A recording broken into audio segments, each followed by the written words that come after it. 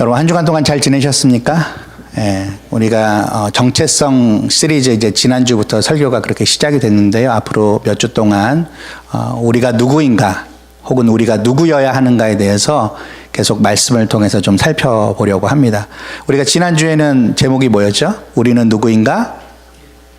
뭐였죠? 일이요? 예. 우리는 누구예요? 우리는 누구예요? 교회 공동체. 벌써 까먹으셨어요? 교회 공동체입니다. 우리는 누구입니까? 예, 교회 공동체입니다. 교회 공동체. 여러분, 교회 공동체임을 우리가 늘 인식을 하려면 그 말씀을 기억하는 것도 너무너무 중요한데 그 말씀을 잘 기억하려면 뭐가 잘 돼야 될까요? 교회를 위해서 기도하셔야 되는 거예요. 예. 교회를 위해서 그레이스밸리 교회가 잘 되는 거 위해서 그것도 필요하지만 이 땅에 하나님이 세우신 하나님께서 특별하게 구별하여 세우신 그 교회를 위하여서 기도하고 하나님 교회를 위하여서 내가 무엇을 해야 하겠습니까? 라고 묻고 주님의 뜻을 발견해서 하루하루 살아갈 수 있는 것. 그래서 하나님의 말씀을 들음과 동시에 기도를 통하여서 내 자신뿐만 아니라 가정도 어떤 의미에서는 교회거든요. 가정도 잘 세워지길 위해서 주님 앞에 부탁을 드리고 또 교회 공동체가 이 땅에 있는 모든 교회 공동체가 하나님의 뜻을 위하여서 아름답게 세워져 갈 수 있도록 하나님 역사하여 주시고 부족하지만 나를 사용해 주시옵소서 우리가 믿고 그렇게 기도해야 할 줄 믿습니다. 예. 여러분 혹시 이번 주에 잊으셨다면 이번 주부터라도 교회를 위해서 기도하세요. 가정을 위해서 기도하시고 우리 자녀들을 위해서 기도하시고 우리가 들은 말씀들을 바탕으로 해서 성령님께서 주시는 그 은혜를 따라서 기도하시는 여러분들이 될 수 있기를 주님의 이름으로 축원드립니다. 여러분 그 기도하는 그 기도의 그 열심과 또 그 기도의 열매가 결국 누구에게 유익이 될까요? 예, 하나님에게도 영광이 되겠지만 우리에게도 열매로 기쁨으로 나타날 줄 믿으시길 바랍니다. 그래서 말씀을 통해서 우리가 마음 가운데 다시 한번 새기고 그 다음에 그 말씀을 우리가 기억하며 기도할 때에 하나님께서 우리들에게 크신 은혜를 주실 줄 믿습니다. 먼저 지난 시간 잘 됐네요. 제가 지난 시간 요약을 좀 하려고 그랬는데 요약을 좀 해드리도록 하겠습니다. 우리는 누구인가? 교회 공동체입니다. 우리가 누구임을 알아야 하는가? 교회라는 거예요. 교회. 근데 교회인데 나 혼자 교회가 아니라 여럿이 모여서 하나가 됐다는 거예요. 그래서 공동체라는 말을 쓴다고 말씀드렸죠. 교회는 어떻게 구성되어 있습니까? 크게 보면은 두 가지로 구성되어 있어요. 뭘로 구성되어 있죠? 머리와 몸. 머리, 가슴, 배면 곤충이죠. 근데 교회는 머리와 몸이에요. 자, 머리는 누구예요? 예, 예수 그리스도예요. 이거는 불별한 진리의 법칙입니다. 오직 예수만이 머리세요. 목사도 아니에요. 오래 신앙생활했다고 머리 될 수 없습니다. 오직 예수님만 머리이심을 여러분 믿으시길 바랍니다. 그 다음에 몸은 누구예요? 우리예요.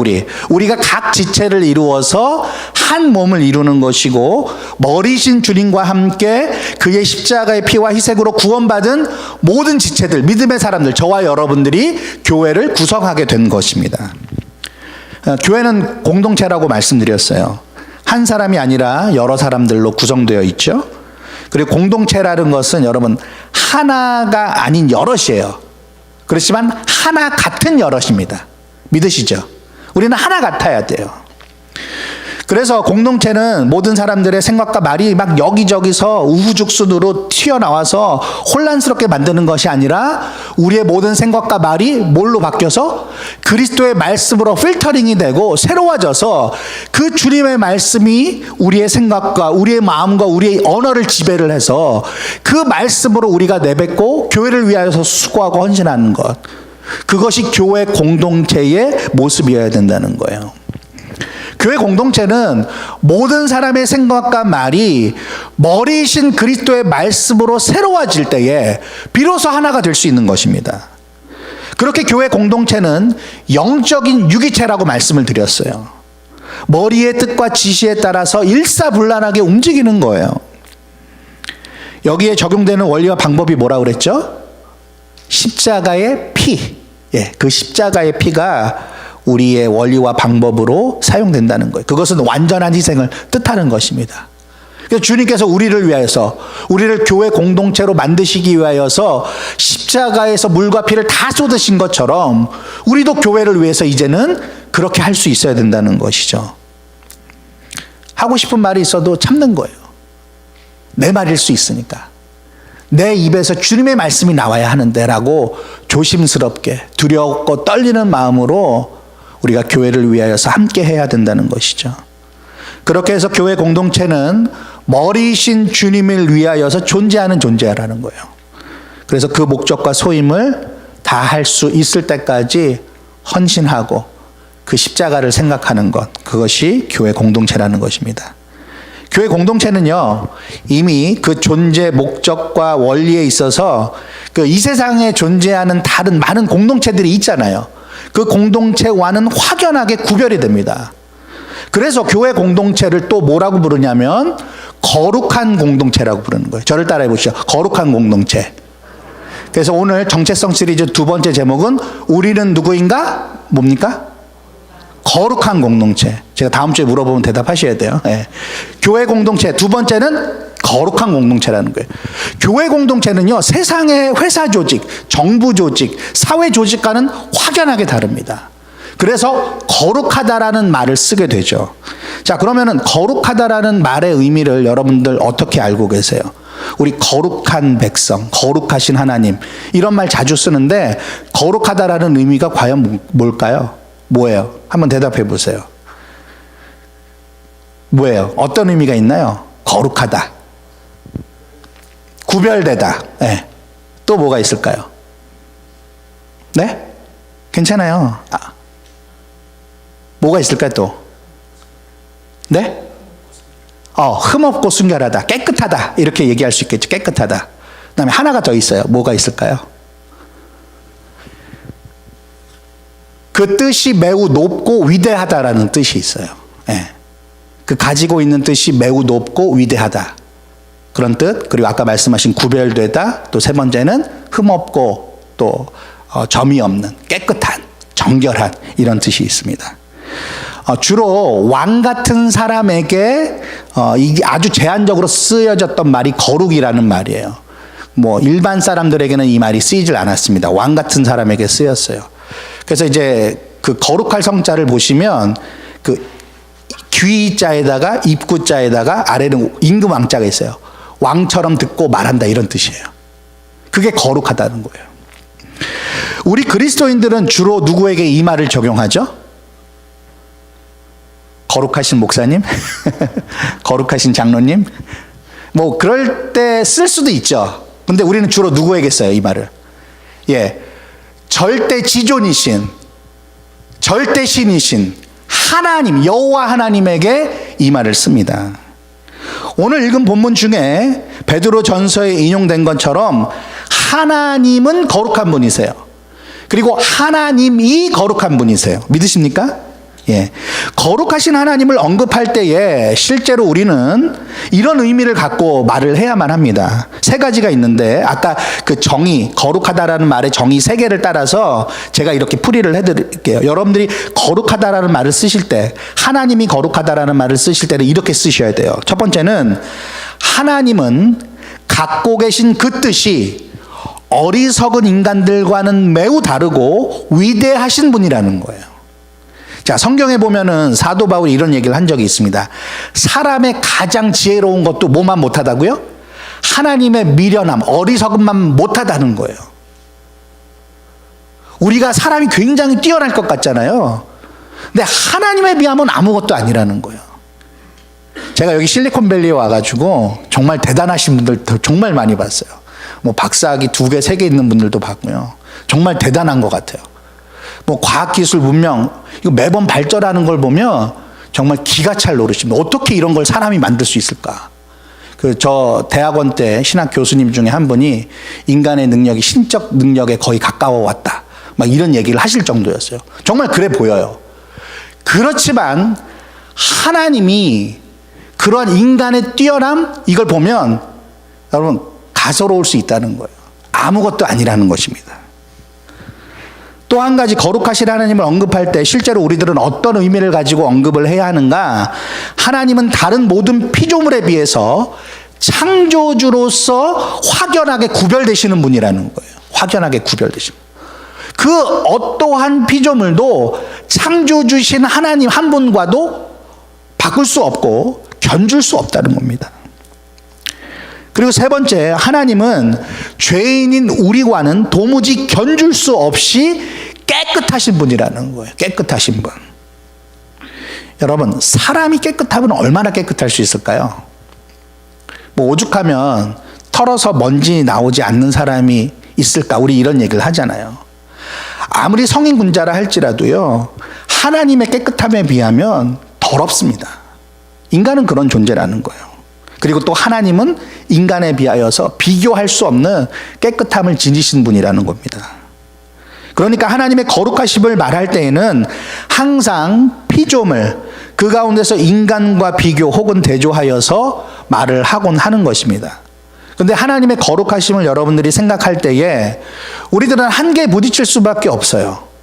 왜냐하면 인간이 상상해 볼 수 있는 아주 최대한의 가장 극치의 거룩함으로는 도무지 하나님의 거룩하심을 이해할 수도 설명할 수도 없기 때문이에요.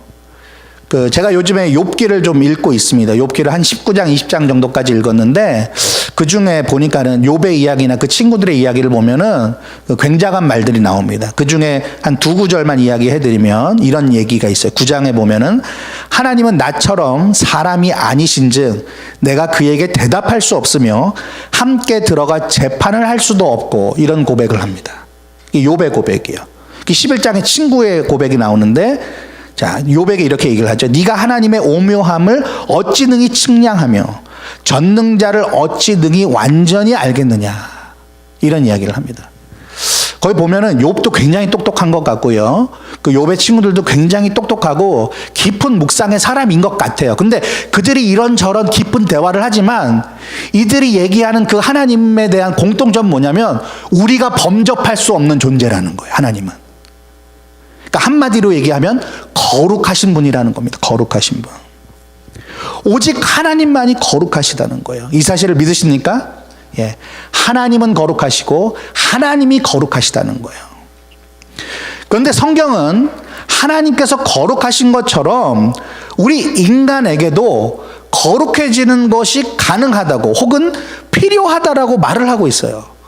오늘 본문에 보니까는 데살로니가전서 4장 3절에 보니까 우리 같이 한번 읽어볼까요? 4장 3절 같이 읽어보겠습니다. 시작. 하나님의 뜻은 이것이니 너희의 거룩함이라. 예. 하나님의 뜻이 뭐라고요? 자신의 거룩함이 아니라 너희, 인간, 교회의 거룩함이라는 거예요. 자, 이게 무슨 얘기입니까? 인간에게도 거룩함이 가능하다는 거예요. 필요하다는 거예요.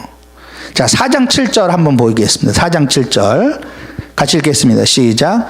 하나님이 우리를 부르심은 부정하게 하심이 아니요 거룩하게 하심이니.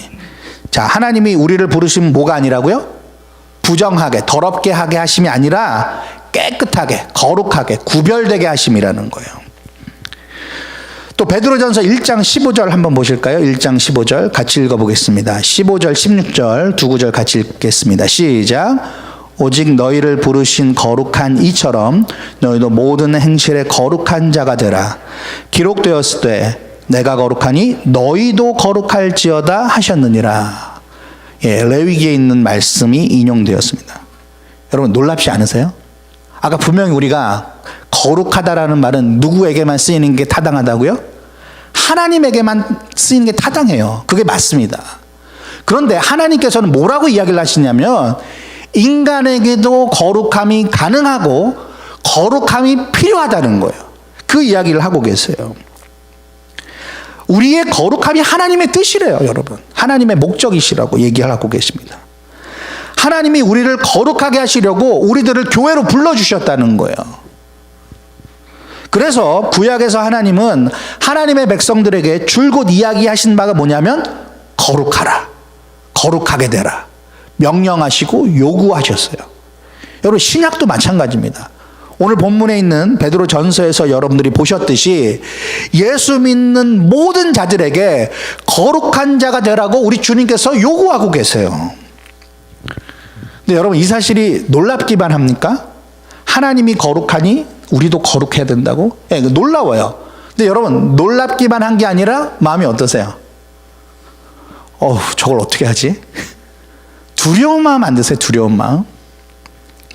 제가 또 이 얘기를 해야 될 것 같은데, 제가 어저께 말고 지난 토요일에도 했고, 예전에 설교할 때도 한번 한 적이 있는데, 저는 제 이름에 대한 부담을 굉장히 많이 느꼈던 적이 있어요. 제 이름이 뭐죠? 제 이름 아시죠, 참? 네, 제 이름이 성우입니다. 성우, 장성우. 근데 성자를 보통 제 친구들이나 다른 분들 보니까 이룰 성자 많이 쓰더라고요. 근데 저희 아버지는 이룰 성자를 안 쓰셨어요. 아까 벌써 제가 얘기를 했는데 무슨 성자 쓰셨게요? 거룩할 성자를 쓰신 거예요. 그리고 버두자를 쓰셨어요. 버두자를. 저희 아버지가 이제 신학교 동기들하고 이렇게 클럽 같은 거 같이 모이는 기도 모임 같은 거를 만드셨는데 성우회라고 만드신 거예요. 제가 태어나기도 전에. 거룩한 친구들의 모임. 너무 좋잖아요. 그래서 저희 아버지가 저희 아버지의 친구분하고 같이 두 분이 개척을 처음 하신 교회 이름이 성우교회였어요. 그게 1975년 12월 7일 날 개척 예배를 드리는 거였는데 바로 전날 12월 6일 날 제가 태어났어요. 그래서 저희 아버지는 고민도 안 하시고 성우 이렇게 지으신 거더라고요. 참고로 제 동생의 이름은 성일입니다. 주일날 태어났어요. 네. 거룩할 성자를 저희 아버지가 너무 좋아하셔서 아들들 이름에 그 이룰 성자 이런 게 아니라 거룩할 성자를 다 넣으셨더라고요. 근데 제가요, 제가 죄인이라는 사실을 깨닫고 제가 부족하다. 나는 왜 이것밖에 안 되지라는 고민을 시작하게 됐을 때, 특히 이제 신학교에 갔을 때 제 이름이 너무 싫었어요. 부담이 되는 거예요, 부담이. 내가 이렇게 살 수 있나? 나는 억지로 아버지가 신학교 가라고 그래서 가긴 갔지만 내가 과연 이 길을 갈 수 있나? 저보다 좋은 분들이 너무 많은 거예요. 저보다 깨끗하고 순수한 분들이 많은 거예요. 정말 목회자가 되셔야 될 분들이 많은 거예요. 근데 나 같은 사람이 신학을 한다고? 나 같은 사람이 목회를 해야 된다고? 겁이 났습니다, 여러분. 저는 절대 혼자 안 죽죠. 자, 여러분들에게도 그 이름이 있어요. 뭐예요? 성도라는 이름이 있으시잖아요. 성도라는 이름. 야구를 치죠. 목사님만 죽으시면 되는데. 여러분, 이 성도라는 이름은요, 하나님께서 하나님의 백성에게만 주신 거룩한 이름이에요.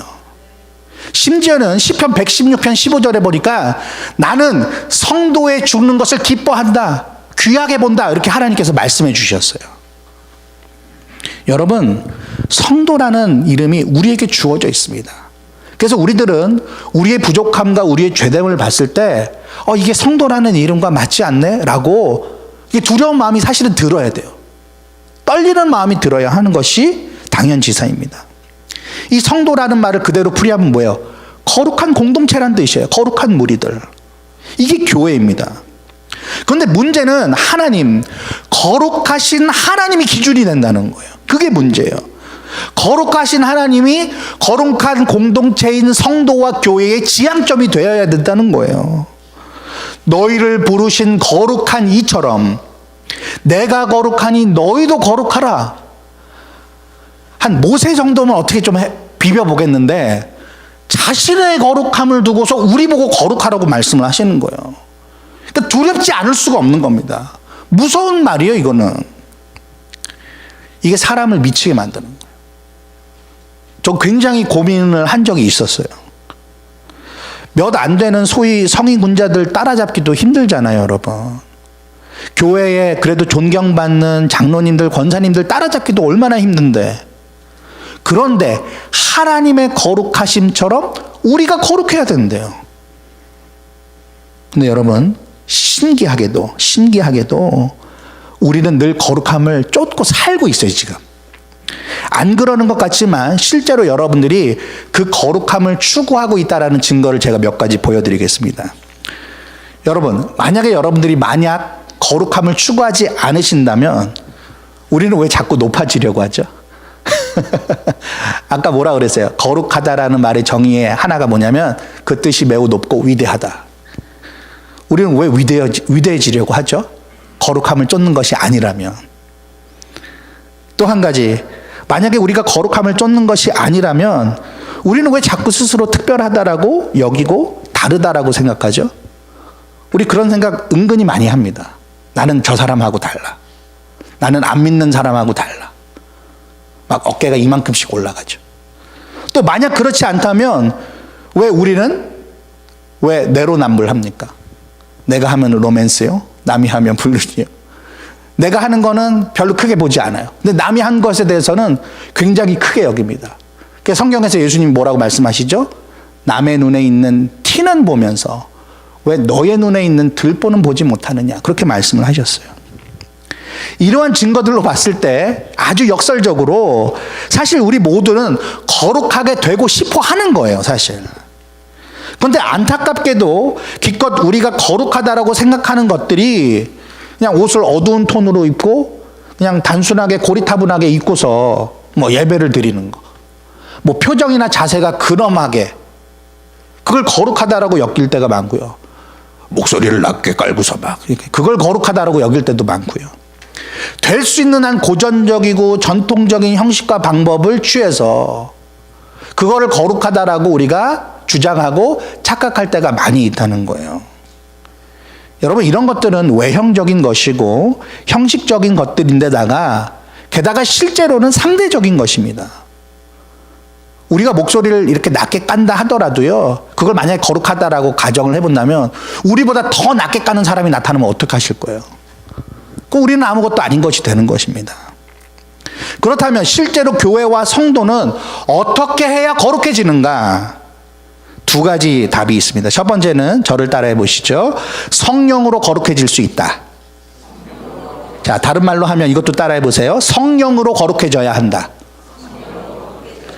자, 오늘 본문 데살로니가전서 4장 7절 8절 우리 두 구절을 같이 읽어보도록 하겠습니다. 데살로니가전서 4장 7절과 8절입니다. 시작.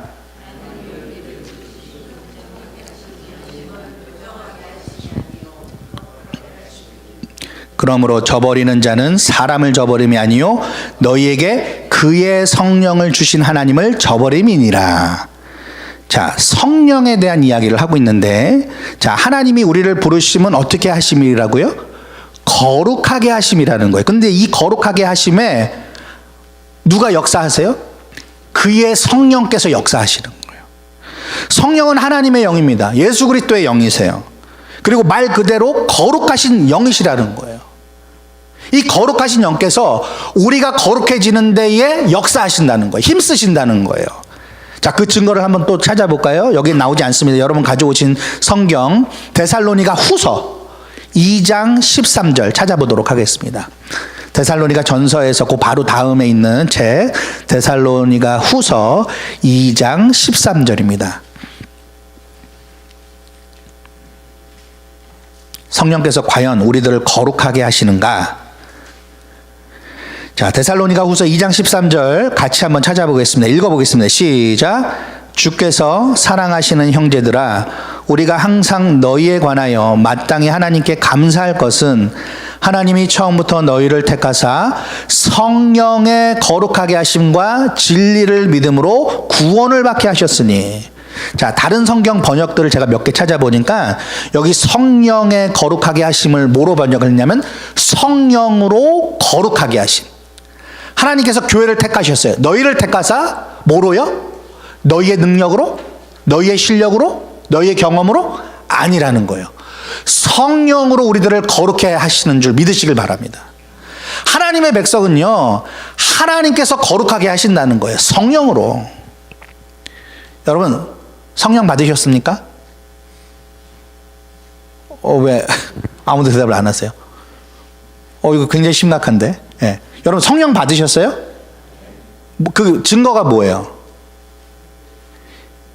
예수를 주로 시인하는 거. 고린도전서 12장 3절에 그렇게 나와 있어요. 예수를 주로 시인하는 것은 성령으로 하지 않고는 안 되는 거라고 얘기를 하셨어요. 여러분, 예수를 주인으로 고백하고 계십니까? 예, 그러면 여러분에게 뭐가 있는 거예요? 성령이 계시는 거예요. 그럼 성령 받은 것입니다. 꼭 방언을 해야 신유 은사를 나타내 그런 게 아니에요. 예수님을 구주로 믿는 게 기적 중에 기적이라는 거예요. 그거는 우리 인간이 할 수 있는 일이 아니라 하나님의 성령에 의해서 되는 일이라는 거예요. 할렐루야. 네. 우리는 다 그런 의미에서 성령 받은 사람이에요. 자, 그러면은 성령이 여러분 안에 계십니까? 예, 그렇죠. 아멘이라고 대답하실 수 있어야 돼요. 그렇다면 성령께서 여러분들을 어떻게 하시겠습니까? 어떻게 하시겠어요? 거룩하게 만드신다는 거예요. 할렐루야. 우리가 노력해야 될 부분이 없다는 게 아니에요. 그런데 우리가 거룩해지는 것은 100% 성령의 역사라는 거예요. 그게 성령의 사역이기 때문에 제3이신 하나님의 영, 그리스도의 영은 그 일을 위하여서 이 땅 가운데 다른 보혜사로 오셨고, 그 다른 보혜사 되시는 성령께서는 각 성도 한 사람 한 사람의 그 영혼과 마음과 삶 속에서 어떻게 하신다고요? 거룩하게 회복시켜 주시고, 거룩하게 하나님을 닮게 만드시고, 예수 그리스도의 향기가 드러나도록 지금도 일하신다는 사실을 믿고 의지하시길 바랍니다. 그러므로 우리도 그 성령 안에 들어가서 그가 우리를 거룩하게 하실 수 있도록 어떻게 해야 될까요? Surrender. 내어 맡겨 드려야 되는 거예요. 내 삶을 드려야 되는 거예요. 내 뜻과 내 주장, 내 경험 다 내려놔야 되는 거예요. 그게 성령께서 우리를 거룩하게 하시는 일에 우리도 기꺼이 동참하는 것입니다. 우리는 그래서 성령 충만을 위해서 늘 기도를 해야 돼요. 술 취하지 말라 이는 방탕한 것이니 성령의 충만함을 구하라. 사도 바울을 통해서 하나님께서 우리들에게 성령 충만에 대해서 계속적으로 기도할 것을 말씀해 주셨습니다. 성령 충만이라는 것은요, 그 에이토저 목사님께서 이렇게 얘기를 하셨더라고요. 하나님께 온전히 집중하는 것. 성령께서는 그런 일을 하신다는 거예요. 그게 거룩하게 되는 것입니다. 두 번째로 저를 따라 해보시죠. 실제로 교회와 성도는 어떻게 거룩해지는가? 진리로 거룩해질 수 있습니다. 자, 다른 말로 진리로 거룩해져야 합니다. 예, 요한복음 한번 찾아서 읽겠습니다. 17장 16절에서 19절입니다. 요한복음 17장 16절에서 19절 말씀.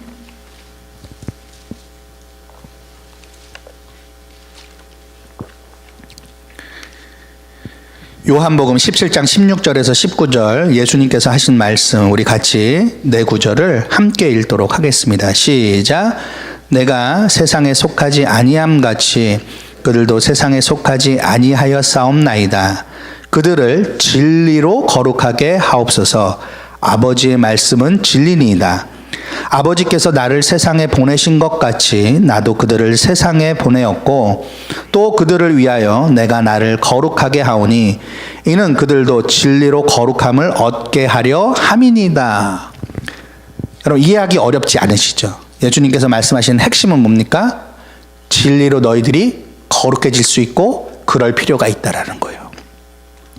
근데 여기서 예수님께서 말씀하신 진리는 과연 뭘까요? 진리가 뭡니까, 여러분?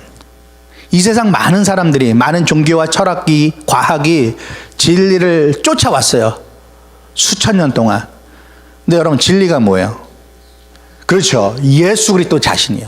요한복음 14장 6절에 뭐라고 예수님께서 말씀하십니까? 내가 곧 길이요 진리요 생명이니. 그렇게 말씀을 하셨어요. 예수님 자신이 진리라는 거예요. 그러니까 우리는 진리 대신 예수님으로 말미암만 우리는 거룩해질 수 있다는 거예요. 조금 다르게 구체적으로 이야기를 하자면 예수님께서 이 땅 가운데서 우리들에게 보여주셨던 그 극진한 사랑과 지혜와 능력과 인격을 이야기를 하는 겁니다. 성육식은 하신 예수님께서 그의 삶과 죽음과 부활과 승천을 통해서 우리들에게 보여주신 그 모든 것이 진리이고 그 진리를 우리가 따를 때에 거룩해질 수 있다는 거예요. 그런데 이것을 사도 베드로는 오늘 본문에서 구체적으로 이렇게 설명을 하죠. 자, 베드로전서 1장 15절에서 19절 오늘 본문 우리 다시 한번 읽도록 하겠습니다. 베드로전서 1장 15절에서 19절입니다. 시작. 오직 너희를 부르신 거룩한 이처럼 너희도 모든 행실에 거룩한 자가 되라. 기록되었을 때 내가 거룩하니 너희도 거룩할지어다 하셨느니라. 외모로 보시지 않고 각 사람의 행위대로 심판하시는 이를 너희가 아버지라 부른즉 너희가 나그네로 있을 때를 두려움으로 지내라. 너희가 알거니와 너희 조상이 물려준 헛된 행실에서 대속함을 받은 것은 은이나 금같이 없어질 것으로 된 것이 아니요 오직 흠없고 점없는 어린 양 같은 그리스도의 보배로운 피로 된 것이니라. 아멘. 자, 여기 18절에 보면은 너희 조상이 물려준 헛된 행실이라고 되어 있습니다. 그 당시 베드로가 이렇게 목회를 했던 곳이 그 유대 지역이 아니었습니다. 그 1장 1절에 보면 다른 지역들이에요. 그러니까는 이방인들도 있었고 또 디아스포라 유대인, 그 이민자 유대인들도 있었을 거예요. 그러니까 두 대상을 다 아우러서 이야기를 하는 건데, 자, 두 가지 의미가 있습니다. 너희 조상이 물려준 헛된 행실이라는 건 두 가지 의미가 있는데, 첫 번째는 양쪽에 다 해당하는 것인데 우상 숭배했던 것을 가리켜요. 그리고 두 번째는 율법을 지켜, 법이라는 걸 지켜, 어떤 형식을 지켜서 거룩하게 되고자 했던 것을 가리킵니다. 그러니까 이거는 사실 유대인이나 이방인이나 그리고 옛날 사람들이나 지금 사람들이나 다 해당되는 것입니다. 여러분, 우리라고 우상 숭배의 위험이 없습니까? 있어요. 우리라고 딱 법을 지켜서 원리를 지켜서 원칙을 지켜서 이렇게 잘 우리가 좀 좋은 모습을 보이고자 하는 그런 의도가 없겠습니까? 있어요. 우리에게도 있습니다. 이런 것들로부터 자유케 된 이유와 방법을 베드로가 설명을 하고 있는데 그 방법이 뭐래요? 19절에 오직. 자, 오직이라는 말은 뭐예요? 요거 하나만 가능하다는 거. 요거 하나만. 오직 흠없고 점없는, 즉 한마디로 이야기하면 뭐예요? 거룩하신 그리스도의 피의 공로 때문이지 않느냐. 이게 진리다 얘기를 하는 겁니다. 여러분, 거룩하신 그리스도의 보혈로 말미암아 이미 교회는 거룩하게 된 존재라는 거예요. 믿으십니까? 신학자들은 이것을 율법적 성화라고 얘기를 하지 않고 복음적 성화라고 얘기를 합니다. 율법을 지켜서 뭔가 하나님 앞에 잘 보여서 내가 할 수 있는 것을 내놓아서 된 성화가 아니라 예수 그리스도께서 피를 흘리셔서 어린 양으로서 흠도 없는 점도 없는 그분께서 그 보배로운 피를 흘리셔서 우리들을 거룩한 자리에 옮겨 놓으셨고 지금도 계속해서 우리들을 씻어주고 계시다는 거예요. 그게 우리가 취할 수 있는 거룩해지는 유일한 방법이라는 거예요.